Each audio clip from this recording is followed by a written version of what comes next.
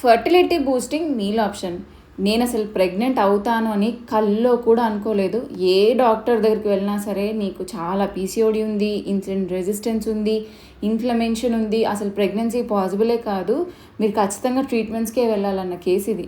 నిజానికి infertility are hormonal imbalance అనేది ఒక లైఫ్ స్టైల్ డిజార్డర్. ఈ కేసు ఎగ్జాంపుల్గా తీసుకుందాం. చిన్నప్పటి నుండి కూడా ఈటింగ్ హ్యాబిట్స్ సరిగా ఉండేవి కావు. అలా ఇగ్నోర్ చేసిన లైఫ్ స్టైల్ కాస్త first insulin resistance, then PCOD, తర్వాత ఇన్ఫ్లమేషన్, ఇలా ఒకటి ఒకటి ఒకటి యాడ్ అవుతూ వచ్చాయి.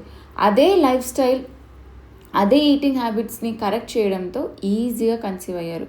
మీరు తీసుకున్న ఫుడ్లో మంచి న్యూట్రియంట్స్ బ్యాలెన్స్డ్గా ఉంటే 80% ఆఫ్ ద కపుల్స్కి ఇన్ఫర్టిలిటీ అనే ప్రాబ్లమే రాదు. అండ్ అమ్మాయిలకు కూడా హార్మోనల్ ఇంబ్యాలెన్స్ ఇష్యూస్ రావు.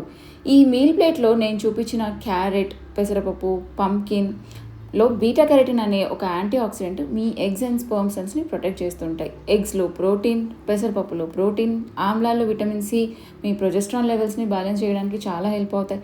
వెల్లుల్లిలో యాంటీ మైక్రోబియల్స్, ఫర్మెంటెడ్ రైస్ వాటర్లో ప్రోబయోటిక్స్, ఇలా ప్రతి ఒక్క ఫుడ్కి ఒక్కొక్క ప్రాపర్టీ ఉంటుంది. ఇలా ఇంకా ఎన్నో ఫుడ్స్ మీ ఎగ్ సెల్స్ని, స్పర్మ్ సెల్స్ని క్వాలిటీ పెంచడమే కాకుండా ప్రొటెక్ట్ కూడా చేస్తాయి. మనలో ఎంతమంది అసలు ఇలాంటి ఫుడ్స్ అన్ని కన్జ్యూమ్ చేస్తూ ఒక లైఫ్ స్టైల్ మెయింటైన్ చేసేది? మనకున్న బిజీ స్కెడ్యూల్లో ఏదో ఒకటి తిన్నామా లేదా ఆర్డర్ చేసుకున్నామా? నా దగ్గరకు వచ్చే క్లయింట్స్ అందరికైతే ఈ లైఫ్ స్టైల్ హ్యాబిట్స్ కరెక్ట్ చేయడంతోనే చాలా చాలా ఈజీగా కన్సీవ్ అయ్యారు. Even IUI and IVF fail అయిన కేసులు కూడా ఈజీగా ప్రెగ్నెన్సీ వచ్చింది. నా హైలైట్స్లో ఉన్నాయి, చూడండి. Bye bye.